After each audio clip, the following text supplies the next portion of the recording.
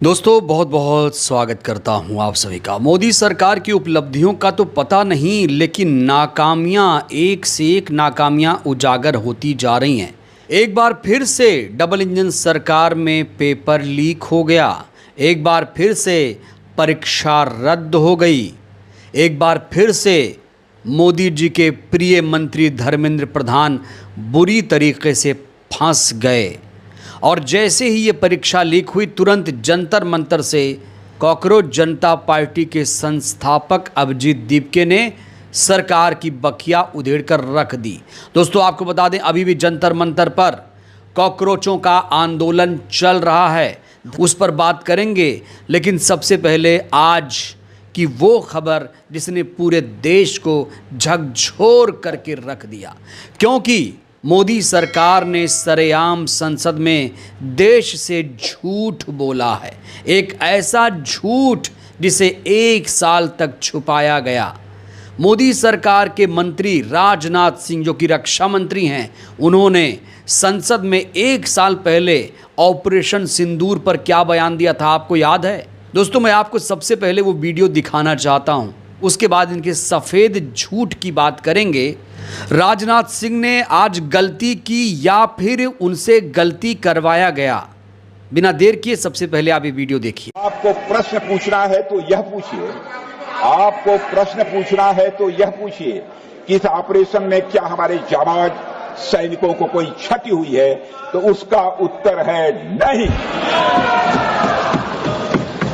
तो राजनाथ सिंह यहां ऑपरेशन सिंदूर पर बोल रहे हैं कि हमारे देश को ऑपरेशन सिंदूर के दौरान कोई भी क्षति नहीं हुई, कोई भी जवान शहीद नहीं हुआ।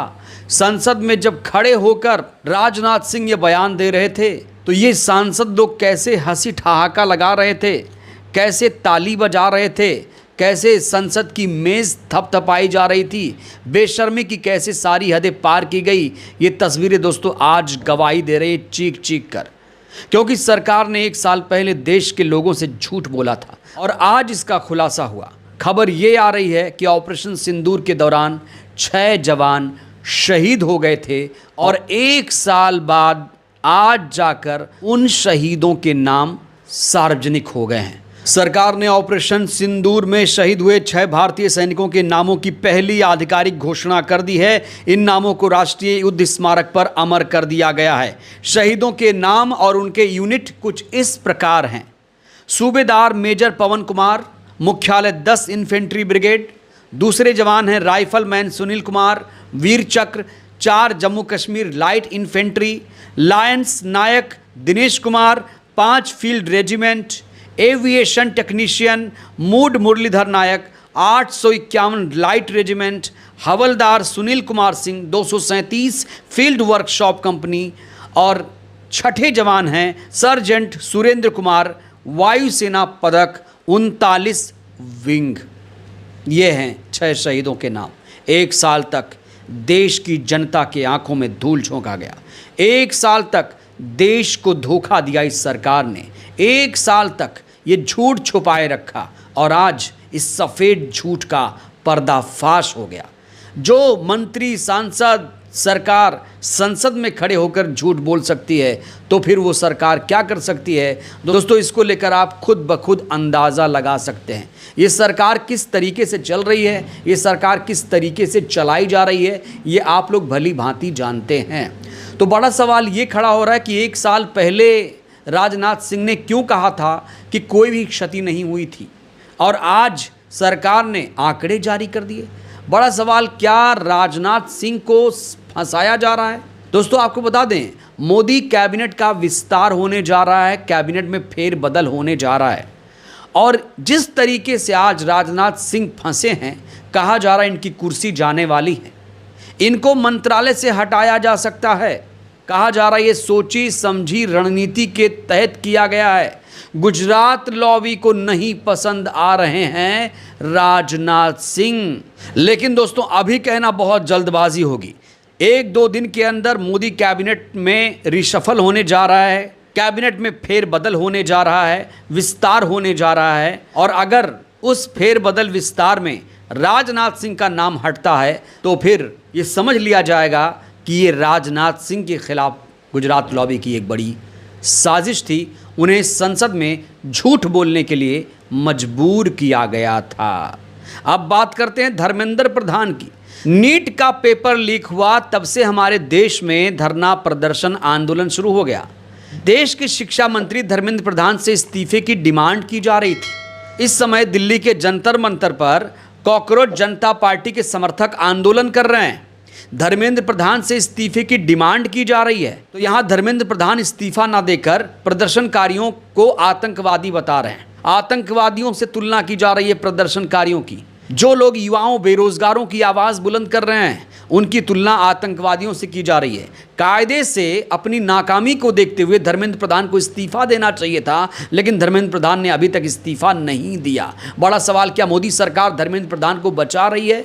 दोस्तों, बड़ी खबर निकल कर आ रही है जहां पर कहा जा रहा है कि अब महाराष्ट्र में टीईटी का जो पेपर है वो लीक हो गया है। टीईटी पेपर लीक होने के बाद परीक्षा भी रद्द कर दी गई। तो उन छात्रों की दर्द को महसूस करिए जो लोग एग्ज़ाम की तैयारी करते हैं, एग्ज़ाम सेंटर जाने वाले होते हैं और पता चलता है उनका पेपर ही लीक हो गया, परीक्षा ही रद्द हो गई। तो इससे बड़ी नाकामी और क्या ही होगी। क्या धर्मेंद्र प्रधान को अब इस्तीफा नहीं दे देना चाहिए? क्या नैतिकता इस सरकार में नहीं बची हुई है? या फिर कैबिनेट विस्तार रिशफल के दौरान धर्मेंद्र प्रधान से भी मोदी जी इस्तीफा ले लेंगे? कहा जा रहा है कि अब मोदी सरकार भी धर्मेंद्र प्रधान से ऊब चुकी है। अब धर्मेंद्र प्रधान को जाना होगा। धर्मेंद्र प्रधान के साथ साथ राजनाथ सिंह को भी गद्दी छोड़नी पड़ेगी। इस बीच कॉकरोच जनता पार्टी के संस्थापक अभिजीत दीपके ने पेपर लीक के मुद्दे पे इस सरकार की कार्यशैली को लेकर, धर्मेंद्र प्रधान की कार्यशैली को लेकर तीखे सवाल खड़े कर दिए और धर्मेंद्र प्रधान से तुरंत इस्तीफे की पेशकश कर दी। महाराष्ट्र में टीईटी का पेपर लीक हुआ है। एक दिन, कल को वो पेपर होने वाला था, एक दिन पहले पेपर रद्द किया जाता है। तो इससे तो इतना साबित हो गया, चाहे नेशनल लेवल हो चाहे स्टेट लेवल हो, बीजेपी की जो सरकार है वो एक भी पेपर इस देश में नहीं करवा पाती। बिना पेपर लीक हुए या बिना एग्जाम कैंसिल हुए बीजेपी की सरकार एक भी पेपर नहीं करवा पाती। ये बात तो क्लियर हो गई, सबको समझ आ चुकी है। डबल इंजन की सरकार, डबल इंजन जो है इनका वो डबल लीक बन चुका है।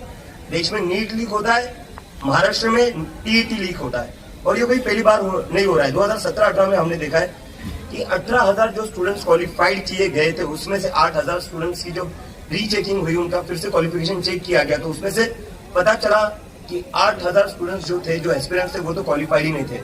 इन लोगों से घूस लेकर सीटें भरी गई थी और ये पूरा ओपन सीक्रेट, ये सबको पता है। पुणे के स्टूडेंट्स, पुणे के टीचर्स बार बार बोल रहे हैं कि टीईटी के एग्जाम में बहुत ही बड़ा घोटाला चल रहा है, करप्शन चल रहा है, जहाँ 1-1, 2-2 करोड़ में सीटें बेची जाती है।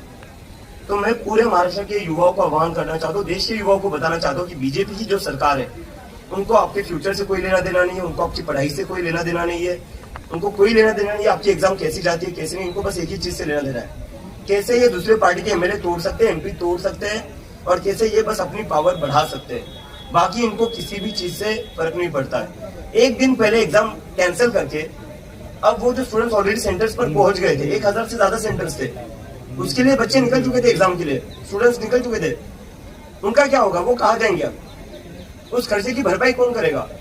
आप 50-50 करोड़ में एमपी फोड़ रहे हो।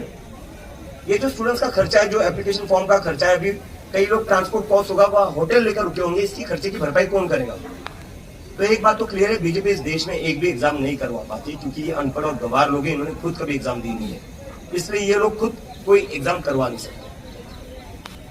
तो यहाँ अभिजीत दीपके कह रहे हैं कि मोदी सरकार एक सिंगल एग्ज़ाम बिना पेपर लीक के नहीं करा सकती। बड़ा सवाल, इस सरकार में पेपर लीक क्यों हो रहे हैं? पिछले 10 सालों में 80 पेपर लीक हो चुके हैं। धर्मेंद्र प्रधान आखिर इस्तीफा क्यों नहीं दे रहे हैं? ये सबसे बड़ा सवाल है। बहरहाल दोस्तों, इस वीडियो में इतना ही। क्या लगता है, रक्षा मंत्री राजनाथ सिंह अपनी कुर्सी छोड़ेंगे? धर्मेंद्र प्रधान आखिर इस्तीफा क्यों नहीं दे रहे हैं? ये सबसे बड़ा सवाल है।